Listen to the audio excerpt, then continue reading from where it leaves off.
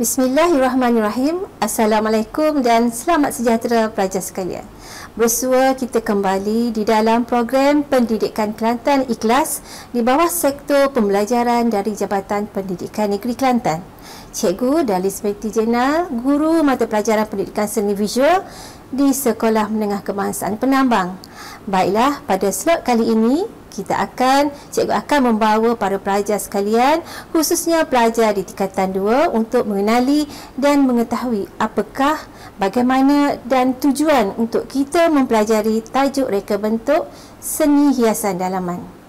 Tanpa membuang masa lagi, tajuk yang akan kita sama-sama pelajari pada hari ini ialah ekspresi reka bentuk seni hiasan dalaman di bawah bidang reka bentuk di tingkatan 2.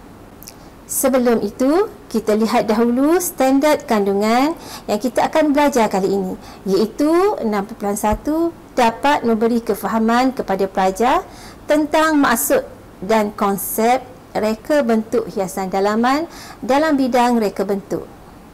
6.2 dapat memberi pendedahan dan peluang kepada pelajar untuk mempelajari mengeksplorasi teknik lukisan yang telah dipelajari sebelum ini. Seterusnya, mengaplikasikan pengetahuan tersebut dalam penghasilan lukisan simbol dan pelan lantai dalam reka bentuk seni hiasan dalaman yang akan dihasilkan. Seterusnya, 6.3 dapat memberi peluang kepada pelajar untuk menzahirkan idea kreatif berdasarkan konsep yang telah dipelajari dengan menggunakan pelbagai sumber dan teknologi dalam penghasilan tugasan seni reka bentuk hiasan dalaman. Dan yang terakhir sekali, 6.4 dapat memberi pengetahuan serta penghayatan kepada pelajar terhadap hasil karya reka bentuk hiasan dalaman melalui penggunaan istilah dan bahasa seni visual. Di dalam slot pengajaran pada ekspresi reka bentuk hiasan dalaman kali ini, cikgu akan menyentuh sedikit tentang teori mengenai latar belakang dan konsep reka bentuk seni hiasan dalaman agar pelajar boleh mengerti kembali apa yang telah dipelajari tentang konsep reka bentuk hiasan dalaman daripada guru-guru pelajar sebelum ini. Dalam standard pembelajaran nanti, diharapkan pelajar akan mampu dan dapat menghasilkan lukisan pelan lantai reka bentuk seni hiasan dalaman menggunakan skala yang sesuai berdasarkan hasil daripada eksperimentasi dan penerakaan alat, konsep dan simbol yang telah dipelajari mengikut tema dan kreativiti reka bentuk lanskap yang pelajar ingin hasilkan. Sejarah perkembangan reka bentuk hiasan dalaman bermula sejak zaman purba lagi. Ianya berlaku apabila manusia sudah pandai menghias tempat tinggal mereka di dalam gua dengan melukis subjek-subjek pada dinding. Contohnya, bagi masyarakat Mesir purba terkenal dengan hiasan dinding lukisan mural. Begitu juga apabila orang Rom dan Greek telah menguasai Mesir, maka hiasan seperti tiang pilar, pasu dan juga lukisan sebagai barang hiasan mula diperkenalkan. Kemudian setelah munculnya pembaharuan dan perkembangan baru di Eropah, iaitu seni bina gotik, Renaissance, seni barat, Art Deco dan Art Nouveau sekitar abad ke-18 dan 19 telah banyak mempengaruhi dan mencampurkan dan mewujud serta berbagai gaya dari seluruh dunia sehingga membawa kepada era eclecticism. Pada zaman ini, golongan yang sukakan dan taksub dengan seni hiasan rekaan bentuk hiasan dalaman berlumba-lumba untuk menghiasi kediaman masing-masing. Ini kerana ianya secara langsung menonjolkan taraf dan budaya hidup golongan bangsawan dan golongan yang berada pada masa itu. Contohnya, dalam gaya seni vintage Eropah, kita boleh mengenali gaya hiasan dalamannya melalui corak lantai batu marmar yang berbentuk dam, silingnya tinggi, lukisan mewah di dinding, lampu chandelier serta perabot antik. Namun demikian, kini perkembangan di abad ke-21, reka bentuk hiasan dalaman telah mengikut peredaran masa dan zaman. Jadi, sudah tentunya ia mengambil kira dari segi kehendak, citarasa dan kemampuan seseorang asalkan ianya ringkas tetapi tetap menarik. Pelbagai gaya gabungan gaya lama, vintage dan moden telah diberi nafas baru agar direngka antaranya contohnya gaya minimalis, modern chic, modern and contemporary, ala nostalgic dan DIY atau dikenali sebagai lakukan sendiri sudah semakin mengambil tempat dalam hiasan dalaman pada masa kini. Seterusnya, ruang dalaman boleh dibahagikan atau dikategorikan kepada beberapa jenis. Antaranya ialah ruang pameran, ruang kediaman, ruang pejabat, ruang bangunan perniagaan dan ruang hospital. Dan jenis ruang ini mempunyai tarikannya tersendiri, peranan dan fungsinya. Namun, pelajar boleh mendapatkan info dan maklumat yang lebih lanjut lagi dari guru masing-masing nanti tentang ciri-ciri tersebut. Baiklah, prinsip dan elemen. Reka bentuk hiasan dalaman mempunyai prinsip dan elemen yang tertentu. Prinsip dan elemen ini menjadi tunjang kepada reka bentuk hiasan dalaman. Terdapat 6 prinsip yang perlu dipatuhi, iaitu imbangan, penegasan, harmoni, kesatuan, kontra dan kepelbagaian. Imbangan merupakan susunan perabot yang mempunyai pandangan secara visual yang sama, seimbang dan kesepadanan dari segi tarikan dan tumpuan, sama ada imbangan simetri dan tidak simetri. Manakala kesatuan, ia merupakan gabungan elemen-elemen reka bentuk hiasan dalaman yang saling melengkapi atau dalam satu tema yang sama yang memberikan ketenteraman, teratur dan selesa.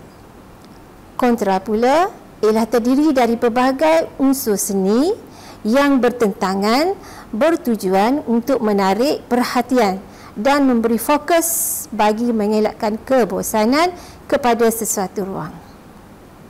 Kepelbagaian ialah penggunaan semua elemen dalam prinsip rekaan yang digunakan dalam sesuatu reka bentuk hiasan dalaman agar nampak gaya yang ceria, bervariasi dan ada daya tarikan.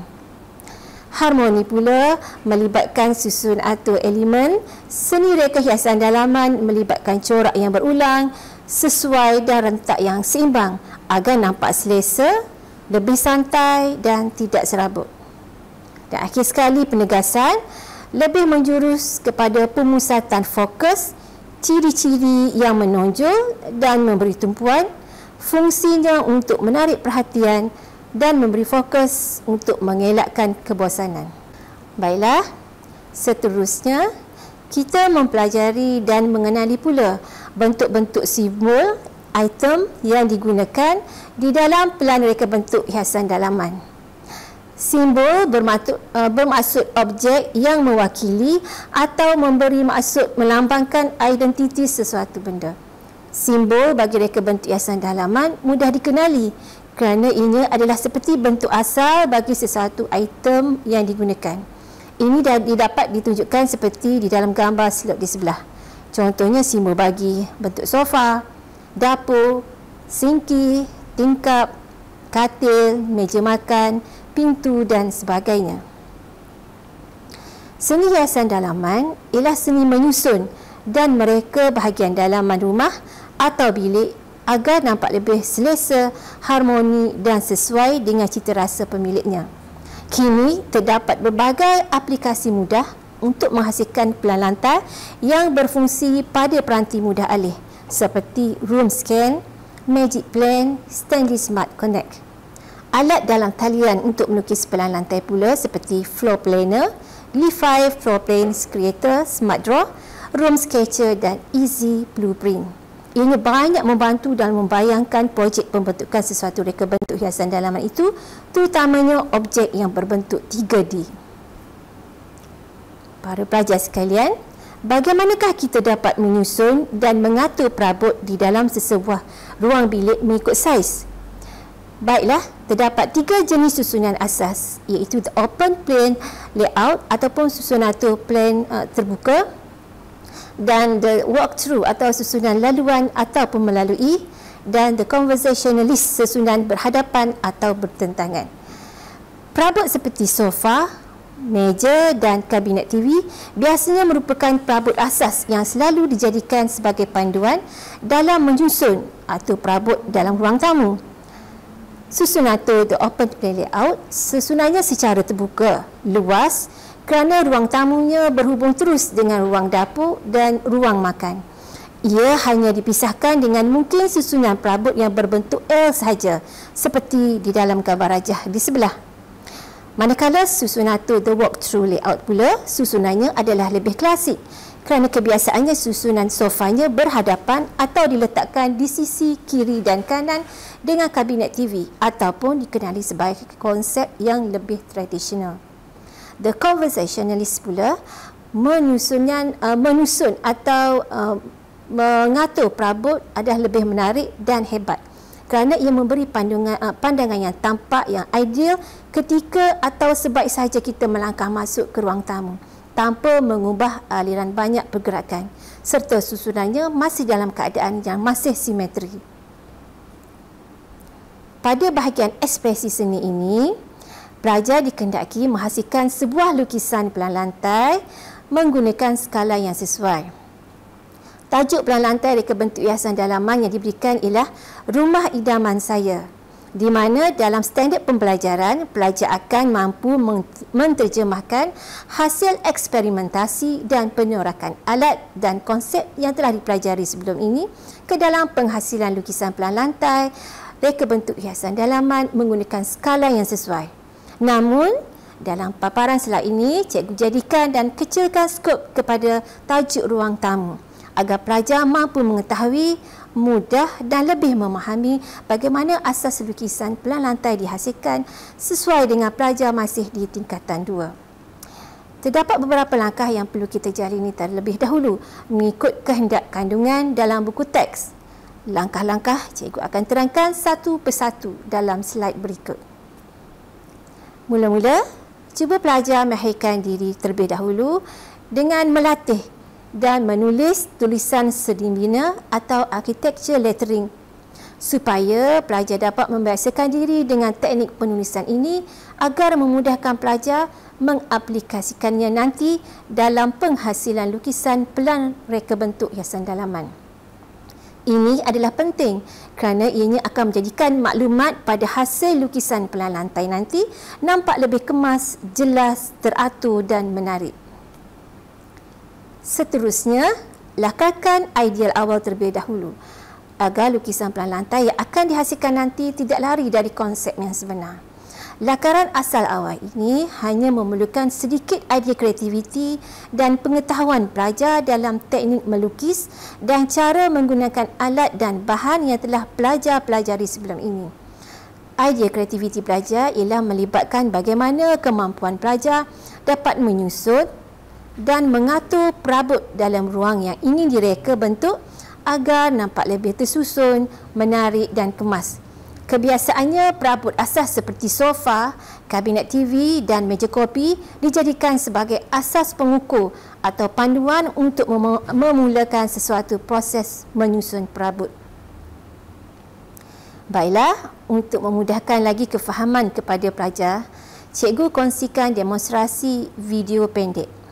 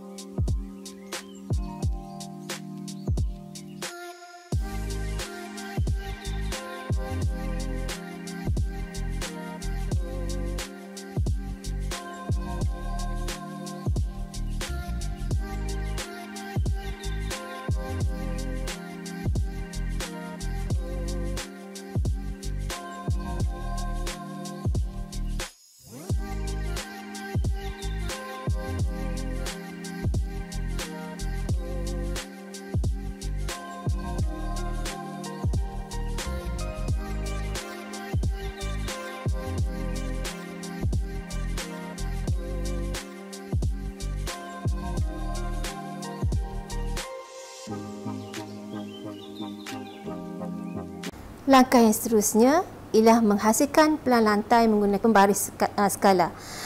Pelan lantai bermaksud sebuah pelan yang menunjukkan saiz ruang dalaman, susun atur ruang, bahan kemasan lantai, kod jenis pintu dan tingkap, arah naik atau turun tangga, arah ayun pintu atau tingkap.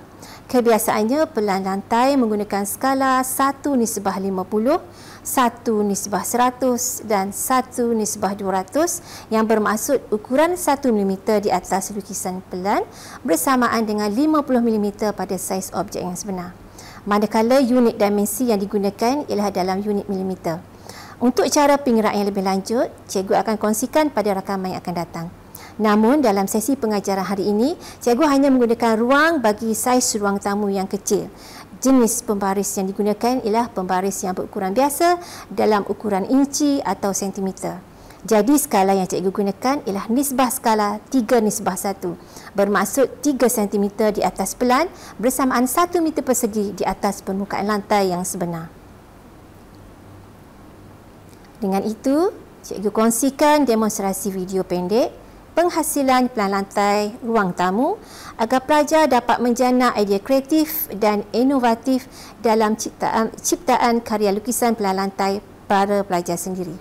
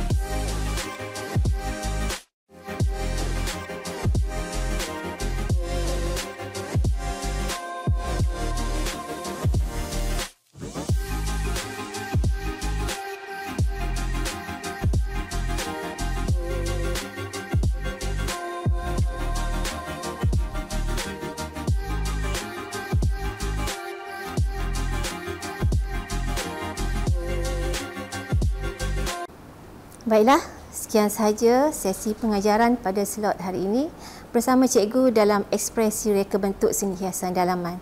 Cikgu doakan anak-anak pelajar juga mampu menghasilkan karya lukisan reka bentuk hiasan dalaman bersama-sama guru pelajar sekalian.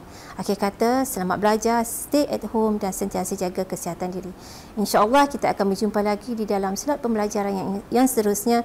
Sekian, Assalamualaikum.